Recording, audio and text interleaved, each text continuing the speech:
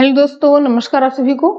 तो भाई आपने थंबनेल पे देखा कि 30,000 एकलव्य मॉडल स्कूल की वैकेंसी आनी है और जिसे हम लोग ईएमआरएस के नाम से जानते हैं। इसके पहले भी अभी कुछ महीने पहले ही 2023 की जो एकलव्य मॉडल स्कूल की जो भर्तियां थी उसका पेपर कराया गया है।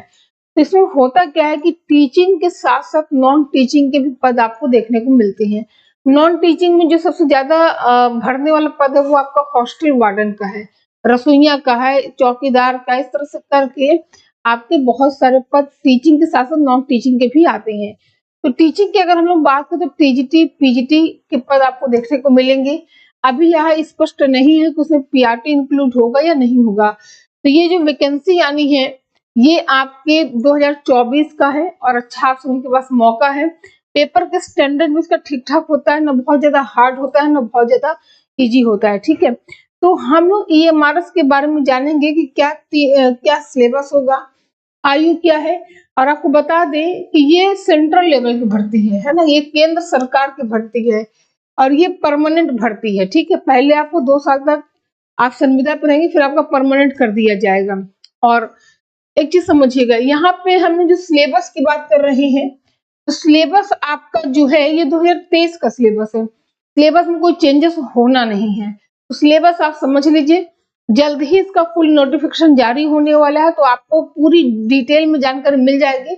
ये समझिएगा कि जो पीजीटी का इसमें पद है, पीजीटी के लिए जो आयु है, अधिकतम आयु वो कितना है, 40 साल है। और जो टीजीटी की अगर हम लोग आयु की बात करें तो ये 35 साल तक के लोग यहाँ पे आवेदन कर सकते हैं। ठीक है, तो ये आयु हो गई।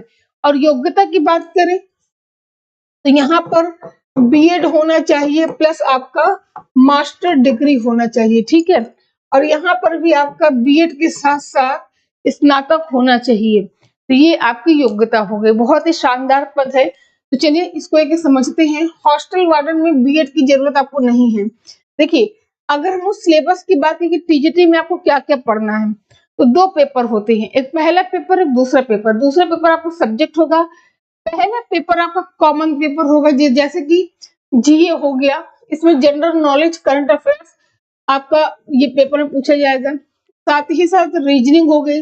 रीजनिंग भी आपको पूरा नहीं पढ़ना है, जैसे पजल हो गया, सिटिंग अरेंजमेंट हो गया, है ना, डाटा सफिशिएंसी हो गया, या स्टेटमेंट बेस्ड क्वेश्चन हो गए। ठीक है, इस तरह से ब्लड रिलेशन वगैरह, मतलब ये देखिए कुल इतने ही टॉपिक आपको रीजनिंग में पढ़ना है।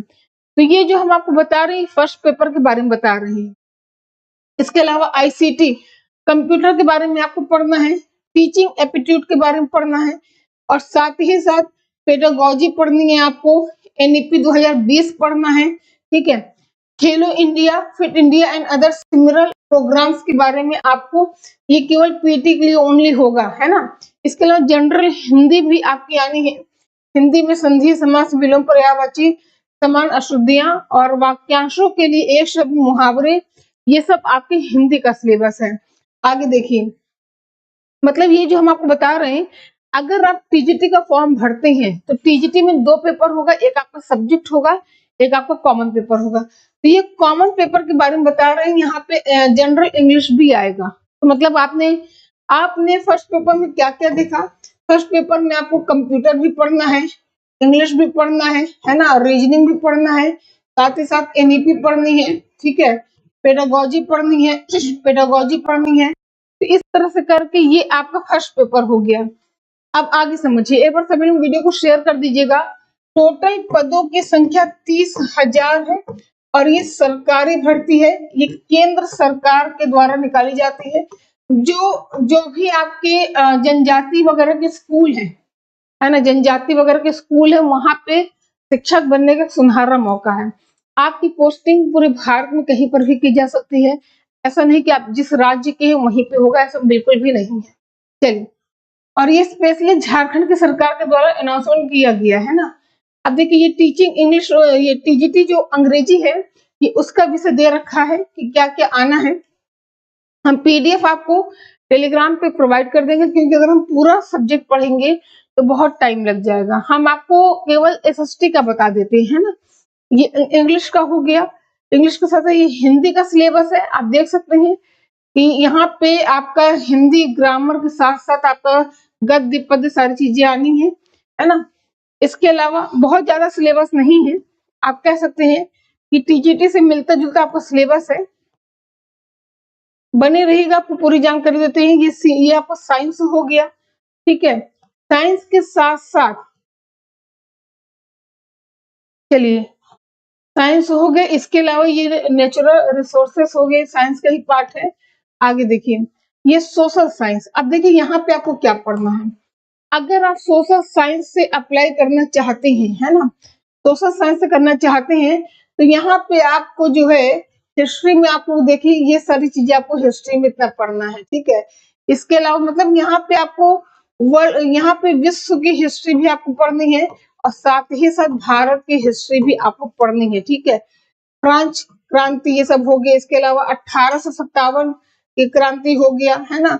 1885 भारतीय राष्ट्रीय कांग्रेस से लेकर 1947 तक पूरा हो गया, ठीक है। तो इसके अलावा कार्य, और अगर हम लोग बात करें यहाँ पे टीजीटी में, तो टीजीटी में आपको चारों सब्जेक्ट पढ़ने, हिस्ट्री, ज्योग्राफी, पॉलिटी, इकोनॉमिक्स, ठीक है। अब देखिए यहाँ पर देखिए ये आपका देखिए ये तो इतिहास का हो गया, यूएनओ वगैरह सब आपको पढ़ना है, यूएन वगैरह। ये जियोग्राफी हो गया, जियोग्राफी के साथ साथ काफी लंबा है तो हम इसको पूरा नहीं पढ़ते हैं। जियोग्राफी के साथ साथ आपको यहाँ पर इकोनॉमी पढ़ना है ना। इकोनॉमी का पूरा सिलेबस दे रखा है और साथ ही साथ यहाँ पे आपको सिविक्स पढ़ना है। मतलब ये है कि अगर आप एसएसटी से टीजीटी का पेपर देते हैं, है ना, एसएसटी से टीजीटी का पेपर देते हैं तो दो पेपर होगा। फर्स्ट पेपर आपका कॉमन पेपर होगा, यहाँ पे हमने बताया आपको क्या क्या पढ़ना है, और सेकंड पेपर आपका सब्जेक्ट होगा, ठीक है। सेकंड पेपर आपका सब्जेक्ट होगा जिसमें कि आपको सारे सब्जेक्ट के बारे में जानकारी होनी चाहिए। तो यहाँ पे हिंदी मतलब हर सब्जेक्ट के लिए वैकेंसी आती है, ये हमने आपको टीजीटी का बताया है। अगर आप पीजीटी का सिलेबस देखते हैं तो पीजीटी के सिलेबस में जो आपका यूपी पीजीटी है वैसे ही मिलता जुलता यहाँ पे सिलेबस आपका पीजीटी का भी है, ठीक है। तो ये इस पीडीएफ को हम सिखा मैम जीएस के टेलीग्राम चैनल पर जीएस के टेलीग्राम चैनल पर प्रोवाइड करा दे रहे हैं। इस पीडीएफ को आप पढ़ लीजिएगा।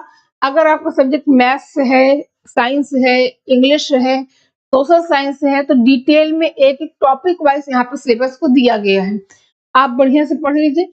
वही सब सिलेबस है जो आप अन्य परीक्षाओं के लिए पढ़ते हैं, जो कि टीचिंग की परीक्षा से संबंधित है। तो बढ़िया से अपनी तैयारी करिए। 30,000 पद अपने आप में बहुत ज्यादा है। अभी ये स्पष्ट नहीं है कि टीजीटी का कितना होगा, पीजीटी का कितना होगा, पीआरटी का ऐसा हमें को दिखा नहीं है, और साथ ही साथ हॉस्टल वार्डन का, ठीक है। तो चलिए भाई एक बार वीडियो को सभी लोग शेयर भी कर देंगे। मैं पॉलिटिकल साइंस की वैकेंसी, चलिए ठीक है। होम साइंस, अब देखिए हॉस्टल वार्डन की नहीं है क्या, बिल्कुल है, हॉस्टल वार्डन भी आपको मिल जाएगा। अभी क्या है कि ट्विटर अकाउंट पे जनजाति आयोग के द्वारा ये कहा गया है कि भाई 30,000 रिक्त पदों पर वैकेंसी निकाली जाएगी 2024 में, और जल्द ही इसका विज्ञापन जारी होगा, ठीक है।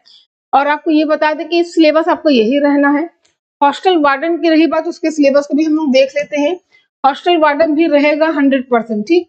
अगर आप लोग, ये बंगला हो गया, चलिए ये आपका गुजराती हो गया, गुजराती, बस एक सेकंड आपको हॉस्टल वार्डन का सिलेबस आपको दिखा दे। चलिए हॉस्टल वार्डन बहुत ही सरल है, जिनका बीएड वीएड नहीं है वो हॉस्टल वार्डन के लिए अप्लाई कर सकते हैं। बस एक सेकेंड रुकिएगा।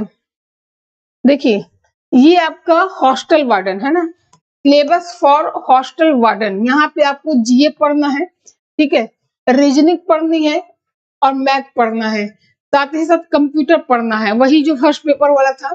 इसके अलावा POCSO and children safety related acts आपको पढ़ने हैं, है ना। इसमें जो भी बच्चों के लिए जो संरक्षण के जो एक्ट बनाए गए भारत सरकार के द्वारा वो आपको पढ़ना है। साथ ही साथ यहाँ पे आपको पढ़ना है, एप्टीट्यूड के क्वेश्चन आपको देखने को मिलेंगे, ठीक है। और इसी तरह से आपको यहाँ पे इंग्लिश देखने को मिलेगा, हिंदी देखने को मिलेगा, और आपके रीजनल लैंग्वेज के क्वेश्चन भी आपको देखने को मिलेंगे। तो ये सिलेबस जो है आपके, ये हॉस्टल वार्डन का सिलेबस है। हॉस्टल वार्डन आपका टीजीटी पीजीटी रसोइया, ये कंफर्म है कि इतने पदों के लिए वैकेंसी जल्द ही आपके सामने होगी, ठीक है। और अगर आप इनमें से टीजीटी हो गया या पीजीटी हो गया या हॉस्टल वार्डन हो गया, ठीक है, हॉस्टल वार्डन हो गया, अगर आप किसी का भी कोर्स लेना चाहते हैं तो आपको शिखा मैम जीएस के नाम से ऐप है, शिखा मैम जीएस के नाम से प्ले स्टोर पे ऐप है, आप ऐप को डाउनलोड कर लीजिए, नंबर रजिस्टर करके ऑल कोर्स में जाके ईएमआरएस के फोल्डर में आप ले सकते हैं। बहुत ही नाम मात्र का शुल्क है।